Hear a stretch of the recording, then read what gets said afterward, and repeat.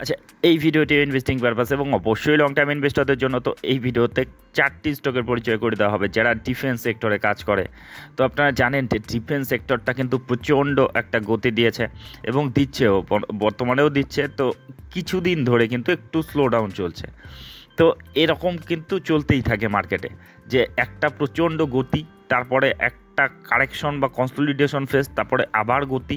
যখন একটা সেক্টরে ভালো কোম্পানিটা কাজ করে তখন কিন্তু এরকমই হয়। যত ভালো কোম্পানি হোক না কেন, এক সময় না এক সময় গতির পর একটা স্লো ডাউন আসবেই। তো সেই স্লো ডাউনগুলোই কিন্তু মানে লং টার্ম ইনভেস্টমেন্টের ক্ষেত্রে ইম্পর্টেন্ট হয়ে দাঁড়ায়। কারণ যে বড় বড় মার্কেটে প্লেয়ারগুলো রয়েছে তারা কিন্তু প্রথমেই আইডেন্টিফাই করে নেয়, মানে কোম্পানিগুলোকে আমাদের চেয়ে বেশি তাদের কাছে নলেজ থাকে, তাদের কাছে বেশি সেগুলোকে নিয়ে অ্যানালাইসিস করার তাদের টিম থাকে।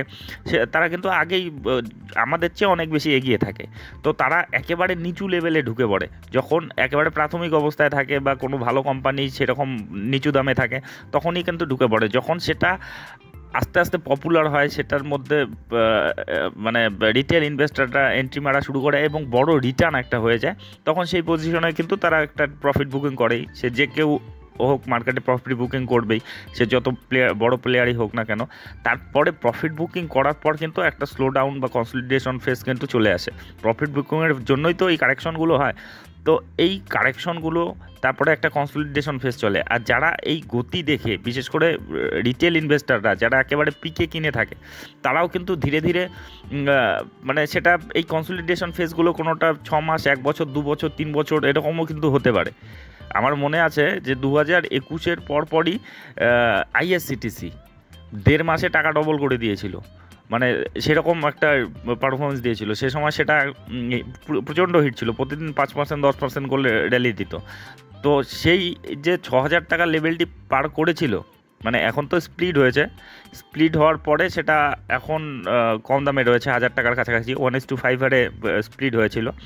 তো যদি সেটা স্প্লিট না হতো, সেই 6,000 টাকার দামটা সেই 2021-এ ছুঁয়েছিল, 2021-22-এর শুরুর দিকে। তারপরে এখন পর্যন্ত সেই দামেই যেতে পারেনি। একটা কনসলিডেশন কারেকশনের পর একটা কনসলিডেশন ফেজে যাচ্ছে, এখন তার কাছাকাছি চলে এসেছে। কিন্তু এভাবেই কিন্তু চলে মার্কেটে। আপনি দেখুন যে হলের মতো কোম্পানি, ভেলের মতো কোম্পানি, যেগুলো আপনাকে মাল্টিপ্যাকার রিটার্ন দিয়ে দিয়েছে, যে তার মধ্যে তো একটা প্রফিট বুকিং আসবেই, যেটা গত 3 বছর ধরে খালি অনবরত দৌড়িয়েছে, তারা রেস তো করবেই। তো যাই হোক আর কি, যে কারণে এই কথাগুলো বলা, যে এই স্টকগুলোর মধ্যেও কিন্তু ইদানিং একটা কারেকশন দেখা যাচ্ছে। হয়তো এই কারেকশন ফেজটা বড় হতে পারে, আরও 1 বছর 2 বছর হতে পারে, কিন্তু যারা লং টার্ম ইনভেস্টর তাদের জন্য কিন্তু এগুলো সুযোগ হয়। তো সেই জন্য এই কোম্পানিগুলোকে পরিচয় করে দেওয়া এবং প্রার্থনা করুন যে এগুলোতে আরও যেন বড় কারেকশন হয়, কারণ এগুলো কোয়ালিটি স্টক, এদের বিজনেস স্ট্রেংথ রয়েছে। তো যাই হোক, চলে আসি কোম্পানিগুলো পরিচয়। তো প্রথম যেটা কোম্পানি রয়েছে, প্রিমিয়ার এক্সপ্লোসিভ লিমিটেড। তো এই কোম্পানিটি যদি দেখেন, হাই থেকে এখন মোটামুটি 30%-এর কাছাকাছি কারেকশনে চলে এসেছে ইদানিংয়ে আর কি। ঠিকঠাক দেখে নিই, হ্যাঁ, প্রায় 35%-এর কাছাকাছি কারেকশনে রয়েছে, বর্তমানে 585 টাকায় চলছে। তো এই স্টকটি যদি ইদানিংয়ে রিটার্ন দেখেন, দেখুন গত 1 মাসে 20%-এর মতো নেগেটিভ, 6 মাসে তবুও 107%-এর মতো রিটার্ন। গত 1 বছরের যদি রিটার্ন দেখেন, 169% রিটার্ন, 5 বছরে 1600% রিটার্ন। তো 1600% রিটার্ন দেওয়ার পর একটা কোম্পানিতে, একটা শেয়ার দরে কিন্তু কারেকশন আসাটাই স্বাভাবিক। যারা 1600% রিটার্নে বসে রয়েছে তারা তো প্রফিট বুকিং করবেই। তো এত বড় কারেকশন আসার পরেও, মানে 30-34%। তো এটাও মনে রাখবেন যে যে স্টকে যত বেশি র্যালি হয়, যত দ্রুত র্যালি হয়, সেটার কিন্তু কারেকশনটাও সেরকম হয়, কারণ সেরকম করতে করতে ওভার ভ্যালুড হয়ে যায়। যেমন এটারই পি বর্তমানে 100-র উপরে রয়েছে, প্রাইস এর্নিং রেশিও, মানে ওভার ভ্যালুড হয়ে গিয়েছে। তো এই ভ্যালুয়েশনটা ঠিকঠাক হতে গেলে প্রাইস কারেকশন বা টাইম কারেকশন কিন্তু হতে হবে, সঙ্গে তাদের প্রফিটেবল থাকতে হবে, প্রফিটেবিলিটি বাড়াতে হবে। তো যাই হোক, এই কোম্পানিগুলো কিন্তু প্রফিটেবল কোম্পানি এবং প্রফিটেবিলিটির মধ্যেও গ্রোথ রয়েছে, কিন্তু এদের এই ভ্যালুয়েশনটা যে ওভার ভ্যালুড হয়ে গিয়েছে, সেটা কুল ডাউন হতে কিন্তু এরকম কারেকশন ফেজ বা কনসলিডেশন ফেজের কিন্তু দরকার রয়েছে। তো যাই হোক, এই ব্যাপারগুলোকেও নজরে রাখবেন। এই কোম্পানিটির যদি আপনি বিজনেস দেখেন, এদের তার আগে ফান্ডামেন্টাল প্যারামিটারগুলো দেখে নেন। এর মার্কেট ক্যাপিটাল 3,147 কোটি, একেবারেই ছোটো ধরনের কোম্পানি। এরা রকেটের মতো গতি দেয়, আবার রকেটের মতো ভাঙন দেয়। প্রাইস আর্নিং রেশিও 100-র উপরে রয়েছে, 116-র মতো। রিটার্ন অন ইকুইটি 13%-এর মতো রয়েছে। বুক ভ্যালু 40 রয়েছে, 585 টাকায় বর্তমানে চলছে। ফেস ভ্যালু 2 রয়েছে, ডিভিডেন্ডও দেয়। এই কোম্পানির যদি আপনি বিজনেস দেখেন, দেখুন লং টার্মের হিসেবেই দেখে নেন, 2020-তে এদের 157 কোটি ছিল এদের সেলস, তারপরে 153 হলো, তারপরে 199 হলো, তারপরে 200 হলো, তারপরে 272, এখন 293। মানে বিজনেসে কিন্তু এদের গ্রোথ রয়েছে। এদের যদি আপনি প্রফিটেবিলিটি দেখেন, দেখুন 2020-21-এ এটা নেগেটিভে চলে গিয়েছিল, তারপরে কিন্তু কামব্যাক করেছে 6 কোটি, তারপরে বছর 7 কোটি, তারপরে বছর 28 কোটি, এখন 27 কোটি। মানে এদের বিজনেসে কিন্তু গ্রোথ রয়েছে। আর বিশেষ করে এটা ভীষণ ছোট ধরনের কোম্পানি, প্রিমিয়ার এক্সপ্লোসিভ, এটা কিন্তু বিভিন্ন ধরনের এক্সপ্লোসিভ বানানোর ক্ষেত্রে এটা স্পেশালিস্ট, এবং এগুলো ডিফেন্স এবং সেক্টরে সবচেয়ে বেশি ব্যবহার করা হয়। এছাড়াও যে মাইনিং, তারপরে অন্যান্য যে ইন্ডাস্ট্রিয়াল কাজে কিন্তু এদের যে প্রোডাক্টগুলো ব্যবহার করা হয়। এদের যদি আপনি দেখেন এদের ব্যালেন্স শিটে দেখুন রিজার্ভ রয়েছে 210 কোটি, ঋণ রয়েছে 66 কোটি, তার মধ্যে লং টার্মে মাত্র 12 কোটি রয়েছে, রিজার্ভও স্ট্রং রয়েছে, মানে এদের ব্যালেন্স শিটও স্ট্রং রয়েছে। শেয়ার হোল্ডিং প্যাটার্নে যদি যাই, 41% মতো প্রোমোটার রয়েছে, এফআইটা আপাতত সামান্যই রয়েছে 0.62% হিসাবে, কিন্তু হোল্ডিং কিন্তু ধীরে ধীরে বাড়াচ্ছে। আর ডিআই যে রয়েছে, ডিআইরাও কিন্তু 9.43% যথেষ্ট পরিমাণে রয়েছে, আর পাবলিক রয়েছে 48%-এর মতো। দেখুন ডিআইরাও কিন্তু হোল্ডিং বাড়িয়েছে, 2023-এর মার্চে ছিল 3%, তারপরে 7% হলো, 9%, তারপরে একটু 10% থেকে একটু ট্রিম হয়ে এখন 9.43%-এর মতো। তো বুঝতে পারছেন না, ডেটাগুলোর মধ্যেও কিন্তু স্ট্রেন রয়েছে। ছোটো ধরনের কোম্পানি, স্মল ক্যাপ ধরনের কোম্পানি, এগুলোতে একটু রিস্ক বেশি থাকবে, ভোলাটিলিটি বেশি থাকবে, তো সেই ব্যাপারগুলো নজরে রাখবেন। তো যাই হোক, এই কোম্পানিটি কিন্তু ভালো একটা কারেকশনে রয়েছে, যেটা আরও বড় কারেকশন আসলে কিন্তু আরও বড় সুযোগ হতে পারে।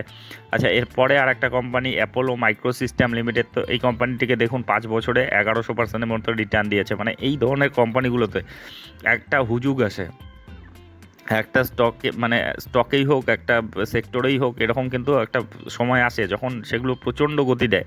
সেটা আইটি সেক্টরে ছিল, কেমিক্যাল সেক্টরে ছিল, এখন সেগুলো দেখুন এখন 2-3 বছর ধরে কোনো রিটার্নই দিচ্ছে না। এগুলোতেও কিন্তু এরকম হতে পারে, এই মুহূর্তে হয়তো আরও গতি দিতে পারে। সে কেউ মার্কেটে কী হতে পারে কিচ্ছু বলতে পারে না, কিন্তু এত বড় র্যালি দেওয়ার পর একটা কারেকশন বা কনসলিডেশন ফেজ কিন্তু আসতেই পারে, কারণ স্টকগুলি মানে ওভার ভ্যালুড হয়ে গিয়েছে। এটাও দেখুন 100-র কাছাকাছি পি রেশিও হয়ে গিয়েছে। এটা যদি দেখেন হাই থেকে এখন মোটামুটি ঠিকঠাক দেখে নিলে এটাও 30%-এর কাছাকাছি কারেকশনে রয়েছে। এটা গত 6 মাসে নেগেটিভ রয়েছে, গত 1 বছরে 93%-এর রিটার্ন, 5 বছরে 1200%-এর কাছাকাছি রিটার্ন। তো এই কোম্পানি অ্যাপোলো মাইক্রোসিস্টেম লিমিটেড, তো এই কোম্পানির যদি ফান্ডামেন্টাল প্যারামিটারগুলো দেখেন, এর মার্কেট ক্যাপিটাল রয়েছে 3450 কোটি, এটাও স্মল ক্যাপ ধরনের কোম্পানি, প্রাইস আর্নিং রেশিও 90-এর কাছাকাছি, রিটার্ন অন ইকুইটি 7%-এর মতো, বুক ভ্যালু 18 রয়েছে, বর্তমানে 113 টাকায় চলছে, ফেস ভ্যালু 1 রয়েছে, ডিভিডেন্ড দিচ্ছে 0.02% হিসাবে। এদের যদি বিজনেসটা দেখেন, বিজনেসটা দেখুন 2020-তে 246 কোটি ছিল, তারপরে 203 কোটি কোভিড টাইম তখন, তারপরে 243 হলো, 298 হলো, 372 হলো, এখন 405। তাদের বিজনেসে কিন্তু গ্রোথ রয়েছে। আর আপনি যদি এদের প্রফিটেবিলিটি দেখেন, দেখুন 14 কোটি 10 কোটি ছিল, সেটা এখন 38 কোটি হয়ে গেছে। মানে গত 5 বছরের কিন্তু কনসিস্টেন্টলি গ্রোথ দেখাচ্ছে। আপনি যদি এদের গ্রোথের হারও দেখেন, গত 3 বছরে 46% কম্পাউন্ডিং প্রফিট গ্রোথ দেখিয়েছে। সিএজিআর 115% হিসাবে স্টক প্রাইসে সিএজিআর বেড়েছে। আর যদি সেলসের দেখেন, মোটামুটি 22%-এর মতো হারে কিন্তু বেড়েছে। তো বুঝতে পারছেন এই কোম্পানির বিজনেসে গ্রোথ রয়েছে। আর এগুলো কিন্তু এই যে সেক্টরে গতিটা এগুলো আসলো হচ্ছে এই যখন থেকে আত্মনির্ভর ভারত, মেক ইন ইন্ডিয়ার কথা হচ্ছে, যখন থেকে আমাদের এই ডিফেন্স সেক্টরের বা এই ধরনের প্রোডাক্টগুলো আমাদের দেশেই উৎপাদন হওয়ার কথাবার্তা চলছে, তখন থেকেই কিন্তু এই কোম্পানিগুলো বড় বড় অর্ডার পাচ্ছে। তো এই অর্ডারগুলোর পরিপ্রেক্ষিতেই কিন্তু এই গতিটা এসেছে। এখন এই অর্ডারগুলো যে পেয়েছে, সেগুলো সাপ্লাই দিতে কিছুটা টাইম লাগবে তাদেরকে, সেইগুলো যদি সেই সার্ভিসগুলো প্রোভাইড করতে, মোটামুটি সেগুলো তাদের ডেটাতে প্রতিফলিত হলে আরও 2-3 কোয়ার্টার পরে হয়তো করবে। কোনোটা অর্ডার এক্সিকিউট হলে 2-3 বছর, 5 বছরও সময় লাগে। তো এই সময় কিন্তু একটা কনসলিডেশন ফেজে থাকতেই পারে। তো যাই হোক, এই কোম্পানির যদি আপনি দেখেন ব্যালেন্স শিটে দেখুন, এদের রিজার্ভ রয়েছে 491 কোটি, আর ঋণ রয়েছে 200 কোটির মতো। 200 কোটির মধ্যে 9 কোটি রয়েছে লং টার্মে, বেশিরভাগটাই শর্ট টার্মে রয়েছে। তো স্ট্রং ব্যালেন্স শিটই বলা যায়। এই শেয়ার হোল্ডিং প্যাটার্নে যান, 55%-এর মতো প্রোমোটার, এফআই রয়েছে 7%, ডিআই আপাতত নেই, আর পাবলিক রয়েছে 37%-এর মতো। দেখুন ইদানিং কিন্তু এফআই ডিআইরা হোল্ডিং মানে কিছুটা হলেও প্রফিট বুকিং করেছে, এবং সেটা কিন্তু পাবলিকটা নিয়ে নিয়েছে। তো এক্ষেত্রেই এখানেই কিন্তু পার্থক্যটা থাকে। দেখুন যে বড় ইনভেস্টার রয়েছে, বড় প্লেয়াররা, তারা কিন্তু প্রাথমিক অবস্থায় ঢুকেছে এবং বড় রিটার্নে বসে রয়েছে, এবং তারপরেই কিন্তু এই প্রফিট বুকিংটা তারা করছে। আর যেগুলো যারা শেষ মুহূর্তে ঢুকেছে, আমাদের মতো রিটেল ইনভেস্টার কতগুলো একেবারে শেষ মুহূর্ত, এই স্টকটি 10 বছর পরে আরও এগোবে, সে বলতে পারে না, কিন্তু সম্ভাবনা রয়েছে আরও এগোবে। কিন্তু তার আগে এই কারেকশন বা কনসলিডেশন ফেজগুলোর মধ্যে দিয়ে যেতে হবে। যারা হাইয়ে ঢুকে রয়েছে তাদেরকে তো অনেকটাই সহ্য করতে হবে, আর রিটেল ইনভেস্টাররা যখন সহ্য না করতে করতে তারাও বেচা শুরু করে, এবং সেটা যখন ভ্যালুয়েশনটা ঠিকঠাক লেভেলে চলে আসে তখন আবার কিন্তু এন্ট্রি মারা শুরু করে বড় প্লেয়ারগুলো। তো এই ব্যাপারগুলো মার্কেটে থাকতে থাকতেই অভিজ্ঞতা আসে। তো যাই হোক, এই স্টকটিকে আপনারা স্টাডি করতে পারেন, নজরে রাখতে পারেন। এরপরে ডাটা প্যাটার্ন লিমিটেড, দুর্দান্ত স্টক, যেটা 4,000 টাকার কাছাকাছি চলে গিয়েছিল একসময়। তো এই কোম্পানিটির যদি দেখেন এখন হাই থেকে মোটামুটি কিন্তু 12-13%, মানে খুব একটা কারেকশনে নেই, তবুও 14-15%-এর মতো কিন্তু কারেকশনে রয়েছে। তো 2956 টাকায় চলছে এই কোম্পানিটি। দুর্দান্ত স্টক, একটা দুর্দান্ত পারফরমেন্স দিচ্ছে। আপনি যদি দেখেন এর রিটার্ন গত 5 বছরে 291%-এর মতো রিটার্ন দিয়েছে। ম্যাক্সিমাম চার্টটা যদি দেখেন, এটা বেশি দিন হয়নি, 2021 থেকেই মার্কেটে রয়েছে, তখন থেকে এখন পর্যন্ত 291%-এর রিটার্ন দিয়েছে। এর যদি আপনি ফান্ডামেন্টাল প্যারামিটারগুলো দেখেন, এর মার্কেট ক্যাপিটাল রয়েছে 16,000 কোটির কাছাকাছি, এটা মিড ক্যাপের দিকে এগোচ্ছে। এরও দেখুন ভ্যালুয়েশনটা হাই রয়েছে। রিটার্ন অন ইকুইটি 14%-এর মতো রয়েছে। বুক ভ্যালু 237 রয়েছে, 2961 টাকায় চলছে। ফেস ভ্যালু 2 রয়েছে। ডিভিডেন্ড দিচ্ছে 0.22% হিসাবে। এদের যদি আপনি দেখেন বিজনেসটা দেখুন, 2020-তে 156 কোটি ছিল, তারপরে 224 কোটি হলো, তারপরে 311, 400 হলো, 500 হলো, 534 বর্তমানে। আপনি প্রফিটেবিলিটিতে যান, সেখানে 21 কোটি ছিল, 56 কোটি, এখন 189 কোটি। মানে কী হারে গ্রোথ রয়েছে তাদের ডেটাগুলো দেখলেই বুঝতে পারছেন। আপনি যদি এদের দেখেন কম্পাউন্ডিং প্রফিট গ্রোথ 47% হিসেবে গত 3 বছরে। স্টক প্রাইস সিএজিআর এটা অ্যাভেলেবেল নেই, তো কম্পাউন্ড সেলস গ্রোথ যদি দেখেন 32%-এর মতো রয়েছে। তো বুঝতে পারছেন কিন্তু গতিতে রয়েছে। আপনি এদের যদি ব্যালেন্স শিটে যান, এদের রিজার্ভ রয়েছে 1313 কোটি, আর ঋণ নেই বললেই চলে, একেবারে ঋণমুক্ত কোম্পানি। এর যদি আপনি শেয়ার হোল্ডিং প্যাটার্নে যান, 42% মতো প্রোমোটর, এফআই রয়েছে 14.95%, আর ডিআই রয়েছে 8%-এর মতো, আর বাকিটা পাবলিক রয়েছে। তো প্রত্যেকটি ডেটার মধ্যেই পজিটিভিটি রয়েছে। তো এই কোম্পানিটিও যদি আরও বড় কারেকশনে আসে তবে কিন্তু বড় সুযোগ হতে পারে। এরপরে যেটা স্টকে চলে যাব, ডিসিএ সিস্টেম লিমিটেড। তো এটা আরও নতুন কোম্পানি, এটা 2023-এর শুরুর দিকে মার্কেটে নেমেছে, তখন থেকে এখন পর্যন্ত 16%-এর মতো সাধারণ রিটার্ন দিয়েছে আর কি, খুব একটা বেশি দিন হয়নি। 357 টাকায় বর্তমানে চলছে। ইদানিং এর রিটার্ন দেখলে 6 মাসে 9%-এর মতো, গত 1 বছরে 37%-এর মতো রিটার্ন দিয়েছে। এর যদি ফান্ডামেন্টাল প্যারামিটারগুলো দেখেন, 3989 কোটি এর মার্কেট ক্যাপিটাল। এর ভ্যালুয়েশনটা কিন্তু মানে তুলনামূলক কম রয়েছে, মানে ভালোই রয়েছে, 58 রয়েছে। রিটার্ন অন ইকুইটি 8%-এর মতো রয়েছে। বুক ভ্যালু 100 রয়েছে, 300 টাকার আশেপাশে চলছে। ফেস ভ্যালু 2 রয়েছে। ডিভিডেন্ড আপাতত দিচ্ছে না।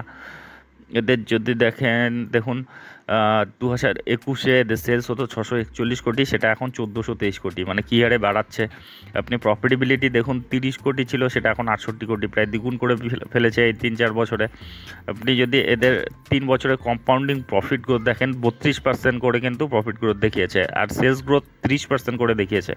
প্রত্যেকটিরই কিন্তু বিজনেসে দুর্দান্ত গ্রোথ রয়েছে। আপনি এদের ব্যালেন্স শিটে যান, 1000 কোটির এদের রিজার্ভ রয়েছে। ঋণ রয়েছে 265 কোটির মতো, অনেক কম ঋণ রয়েছে তাদের রিজার্ভের তুলনায়। দেখুন লং টার্মে একেবারেই জিরো রয়েছে, তো প্রচণ্ড স্ট্রং ব্যালেন্স শিট রয়েছে। এদের যদি শেয়ার হোল্ডিং প্যাটার্নে যান, 59%-এর মতো প্রোমোটার, এফআই রয়েছে 1%, ডিআই রয়েছে 8%, আর 30%। তো যাই হোক, যে ডেটাগুলো দেখলেন, ডেটাগুলোর মধ্যে কিন্তু পজিটিভিটি রয়েছে। তো এই যে কয়েকটি স্টককে নিয়ে কথা বলা হলো, প্রত্যেকটি বেশিরভাগই ছোটো ধরনের কোম্পানি, স্মল ক্যাপ, একটা মিড ক্যাপের দিকে যাচ্ছে। তো এই কোম্পানিগুলোর মধ্যে কিন্তু ভবিষ্যতে বড় গ্রোথ আসতে পারে। তো এই সেক্টরটার মধ্যেই কিন্তু বড় গ্রোথের একটা সম্ভাবনা রয়েছে। সকলেই জানেন যে এই সেক্টরটার দিকে আলাদাভাবেই নজর দেওয়া হচ্ছে।